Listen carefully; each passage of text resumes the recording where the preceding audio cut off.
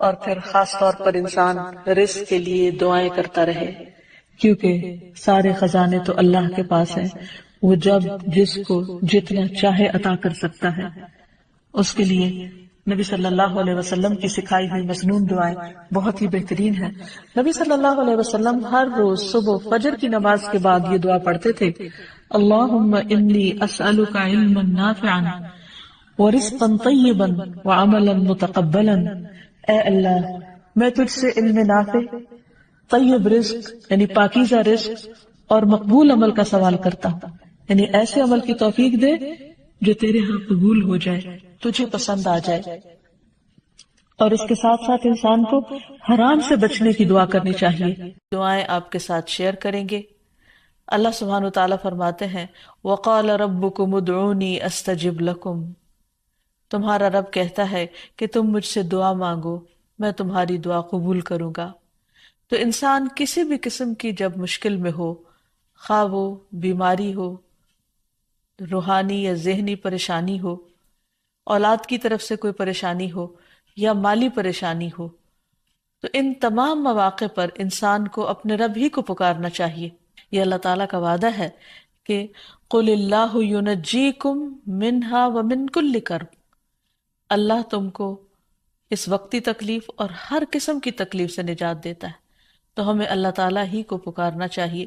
پھر اسی طرح اللہ تعالیٰ کو پکارنے سے پہلے اللہ تعالیٰ کی تعریف اور تعریف کے بے پناہ کلمات، اللہ تعالیٰ کی تعریف کے کلمات اتنے زیادہ ہیں کہ اگر انسان ان کو ساری زندگی بھی شمار کرتا رہے تو شمار نہ کر سکے۔ اس لیے نبی صلی اللہ علیہ وسلم نے تعریف کے جو کلمات سکھا دیے ہیں، اگر انسان ان کو سیکھ لے، ان کو یاد کر لے اور ان کے مطابق اللہ تعالیٰ کی تعریف کرے تو اس سے بہتر کوئی چیز نہیں ہو سکتی۔ تو تعریف کے یہ کلمات جو نبی صلی اللہ علیہ وسلم نے ہمیں سکھائے، اللہ اکبر کبیرہ والحمد للہ کثیرہ وسبحان اللہ بکرۃ واصیلا، اللہ سب سے بڑا ہے، بہت ہی بڑا، اور سب تعریفیں اللہ تعالیٰ ہی کے لیے ہیں، اور میں صبح و شام اللہ کی پاکی بیان کرتا ہوں۔ اور حق بھی یہی ہے کہ انسان صبح و شام اللہ سبحانہ وتعالیٰ کی تعریف بیان کرے، اس کو ہر عیب اور نقص سے پاک قرار دے، کیونکہ وہ ہے ہی اس لائق اور یہ اس کا حق ہے۔ جہاں تک قرض دینے لینے کی بات ہے تو اس سلسلے میں ہمارا دین کیا کہتا ہے، چند باتیں اس سے متعلق عرض کریں گے۔ سب سے پہلے تو یہ کہ جب کوئی شخص ضرورت مند ہو، محتاج ہو اور قرض مانگے تو اسے قرض دینا چاہیے، کیونکہ کسی کی ضرورت پوری کرنا اللہ تعالیٰ کو بہت پسند ہے۔ پھر اسی طرح قرض لینے اور ادا کرنے کے بھی کچھ آداب ہیں۔ سب سے پہلی بات تو یہ کہ حتی الامکان کوشش کی جائے کہ انسان قرض لینے سے بچے، کیونکہ قرض لینے سے عموماً محبت کے رشتے اور تعلقات ختم ہو جاتے ہیں۔ ویسے بھی جب دوسرے انسان کو یہ پتہ چلتا ہے کہ قرض لینے والا یا مانگنے والا محتاج ہے، تو اس کے ضرورت مند ہونے کی وجہ سے یا اس کی مالی حیثیت کی کمی کی وجہ سے دوسرے کے دل میں اس کے مقام میں کمی آ جاتی ہے۔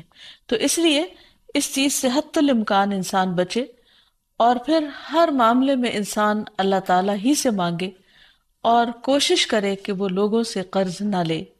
لیکن پھر بھی انسان ہے، انسان کے لیے مالی معاملات، مالی مشکلات اس کے لیے ایک آزمائش ہوتی ہیں، ایک امتحان ہوتی ہیں، اسے دوسروں سے مانگنے کی ضرورت پیش آ جاتی ہے۔ تو ایسی صورت میں انسان صرف جائز ضرورتوں کے لیے مانگے، عیاشی کے لیے یا صرف خواہشات کی تکمیل کے لیے قرض نہ لے کسی سے۔ یہاں تک اس چیز سے روکا گیا ہے کہ اگر کوئی شخص حج پہ جانے کی بھی، یعنی اتنے بڑے نیک کام کی بھی خواہش رکھتا ہے اور اس کے لیے وہ قرضہ لینا چاہتا ہے تو اس سے منع کیا گیا۔ طارق بن عبد الرحمن سے مروی ہے کہ انہوں نے نبی صلی اللہ علیہ وسلم کے صحابی عبداللہ بن ابی اوفا سے سوال کیا کہ ایک شخص نے حج نہیں کیا، کیا وہ حج کے لیے قرض لے سکتا ہے؟ تو انہوں نے کہا کہ نہیں، یعنی حج جیسے نیک کام کے لیے بھی قرض نہیں لینا چاہیے۔ پھر اسی طرح قرض سے پاک ہونا جنت میں داخلے کی ضمانت ہے۔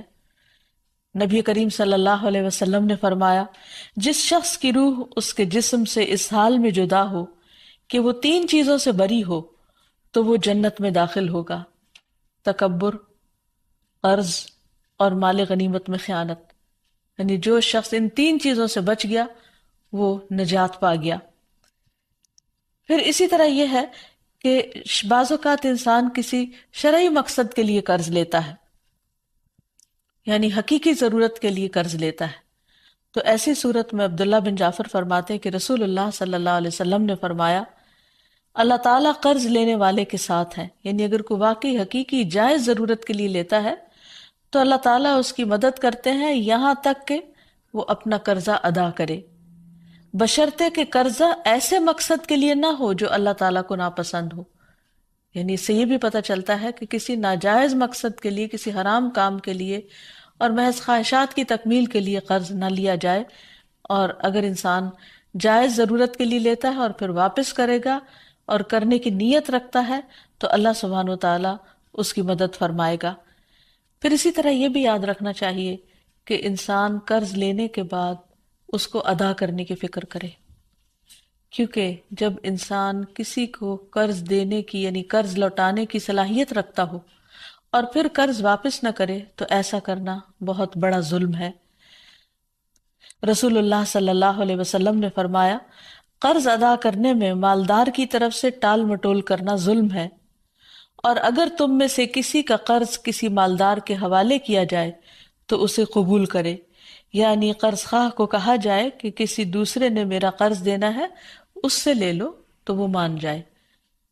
پھر اسی طرح یہ ہے کہ آپ صلی اللہ علیہ وسلم نے اس بات کی بھی تلقین فرمائی کہ انسان جب قرض واپس کرے تو اچھے طریقے سے، بھلے طریقے سے، خوش دلی کے ساتھ دوسرے کو ستائے نہیں. پھر اسی طرح یہ ہے کہ ہمیں یہ بھی تلقین کی گئی ہے کہ جس کا قرض ادا کرنا ہو یعنی جس کا قرض لوٹانا ہو اس کو ہدیہ قبول نہیں کرنا چاہیے. ابو بردہ کہتے ہیں کہ میں مدینہ حاضر ہوا تو میں نے عبداللہ بن سلام رضی اللہ عنہ سے ملاقات کی. انہوں نے کہا آؤ تمہیں میں ستو اور کھجور کھلاؤں گا، اور تم ایک بازمت مکان میں داخل ہو گئے. کہ رسول اللہ صلی اللہ علیہ وسلم بھی چونکہ وہاں تشریف لے گئے تھے اس لیے انہوں نے اس کو بازمت کہا. پھر آپ نے فرمایا تمہارا قیام ایک ایسے ملک میں ہے جہاں سودی معاملات بہت عام ہیں.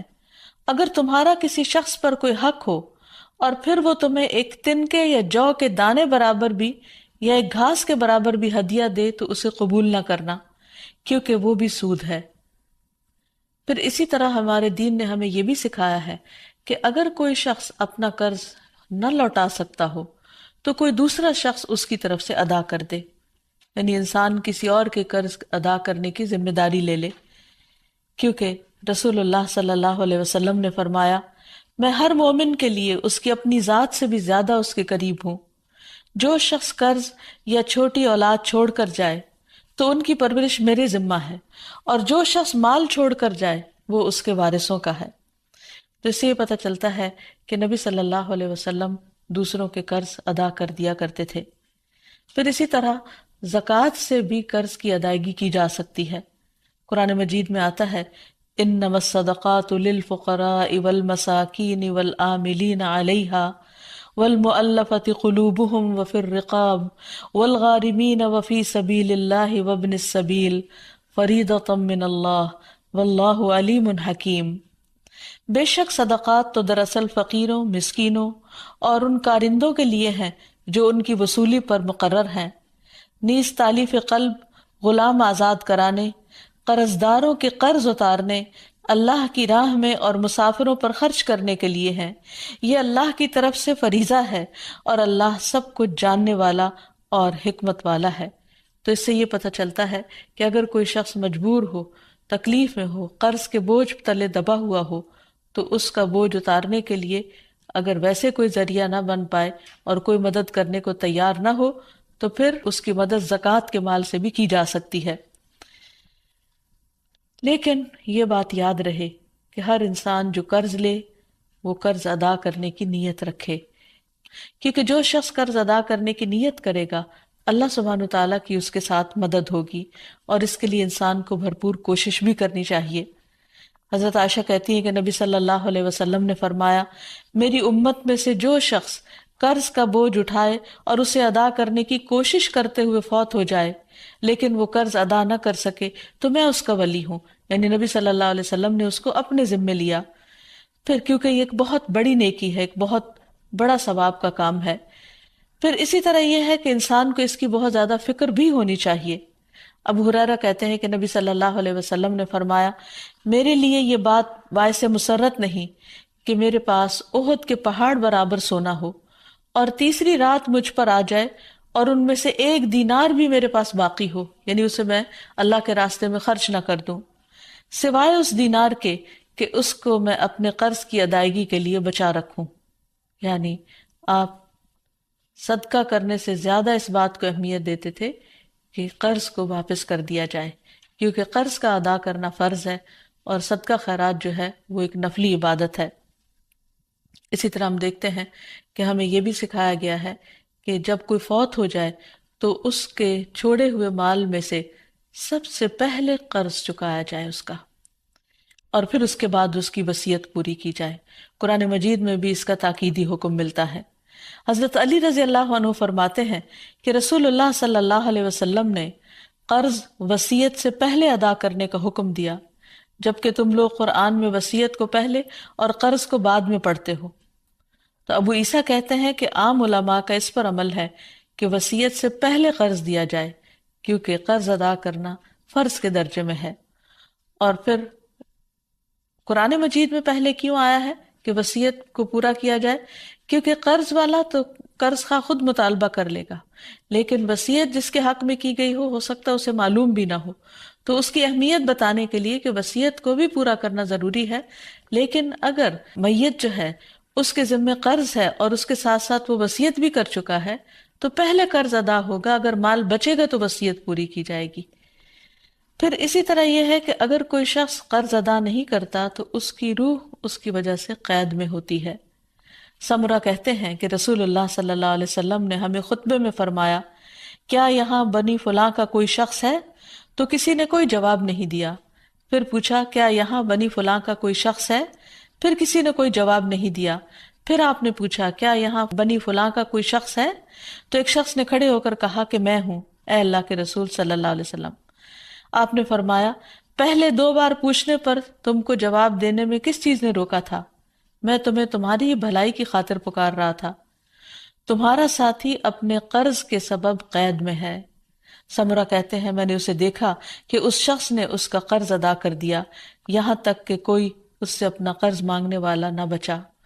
یعنی آپ صلی اللہ علیہ وسلم نے اس بات کا اہتمام کیا کہ میت کی روح کو آزاد کرانے کے لیے اس کے قرضے چکا دیے جائیں۔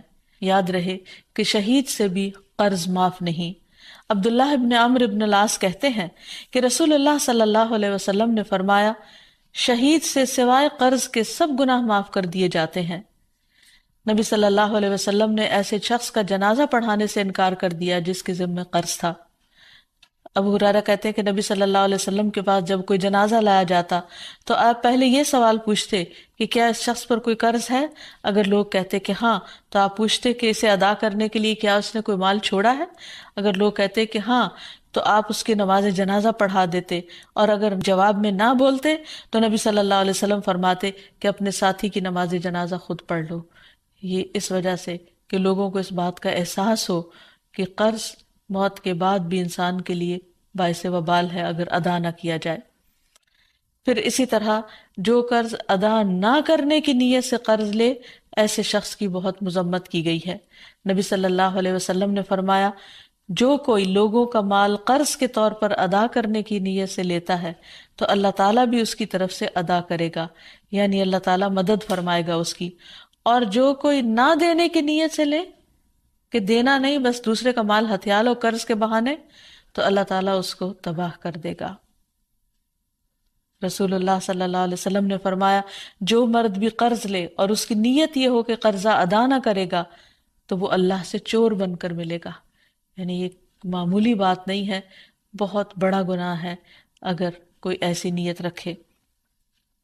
پھر اسی طرح ایک اور روایت میں آتا ہے کہ محمد بن عبداللہ بن جحش سے روایت ہے، وہ فرماتے ہیں کہ اللہ کے رسول صلی اللہ علیہ وسلم اس جگہ بیٹھے ہوئے تھے جہاں جنازے رکھے جاتے تھے، تو آپ نے اپنا سر آسمان کی طرف اٹھایا، پھر اپنی نگاہ کو نیچے کیا، پھر اپنا ہاتھ اپنی پیشانی پر رکھ کر فرمایا سبحان اللہ سبحان اللہ، کیا سختی اتری ہے۔ فرماتے ہیں کہ ہم نے پہچان لیا اور ہم خاموش ہو گئے۔ جب دوسرا دن ہوا تو میں نے رسول اللہ صلی اللہ علیہ وسلم سے پوچھا کہ کیا سختی ہے جو نازل ہوئی ہے؟ آپ نے فرمایا قرض کے بارے میں، اس ذات کی قسم جس کے قبضے میں میری جان ہے، اگر کوئی شخص اللہ کے راستے میں قتل کر دیا گیا ہو، پھر وہ زندہ ہو جائے، پھر مار ڈالا جائے، پھر زندہ ہو، پھر مار ڈالا جائے، اور اس پر قرض ہو، تو وہ جنت میں داخل نہ ہو سکے گا۔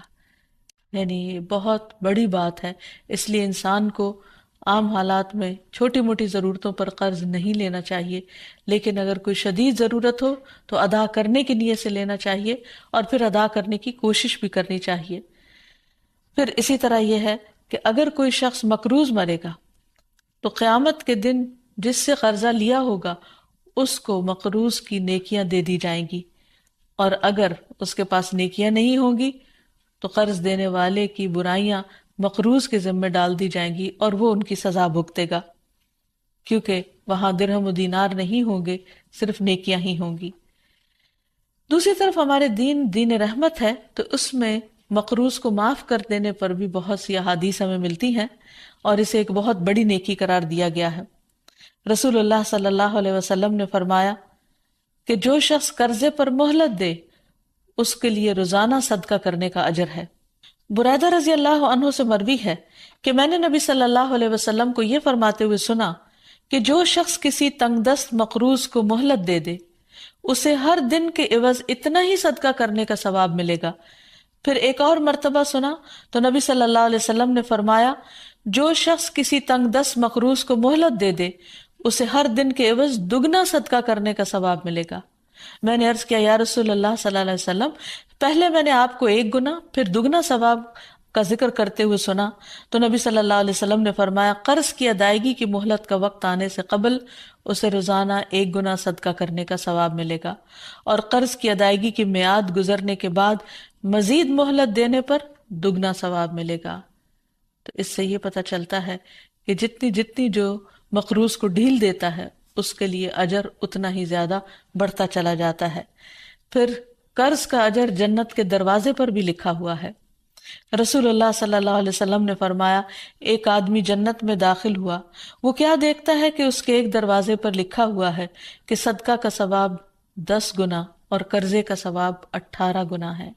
یعنی اگر کوئی شخص کسی کو کچھ 1 روپیہ دیتا ہے تو اس کے بدلے میں اس کو 10 نیکیاں ملتی ہیں، لیکن اگر کوئی شخص قرض کے طور پر کسی کو دیتا ہے تو اس کے بدلے میں 18 نیکیاں اس کو ملتی ہیں۔ پھر اسی طرح نبی صلی اللہ علیہ وسلم نے فرمایا ایک شخص لوگوں کو قرض دیا کرتا تھا اور اپنے نوکروں سے اس نے یہ کہہ کر رکھا تھا کہ جب تم کسی کو مفلس پاؤ تو تم اسے معاف کر دیا کرو، ممکن ہے کہ اللہ تعالی ہمیں بھی معاف فرما دے۔ رسول اللہ صلی اللہ علیہ وسلم نے فرمایا کہ موت کے بعد جب وہ اللہ سے ملا تو اللہ تعالیٰ نے اس کو بخش دیا۔ تو گویا جو دنیا میں دوسروں کے قرض معاف کر دیتا ہے قیامت کے دن اللہ تعالیٰ اس کو معاف کر دے گا۔ پھر اسی طرح قرض معاف کرنے والے قیامت کے دن عرش الہی کے سائے تلے ہوں گے۔ رسول اللہ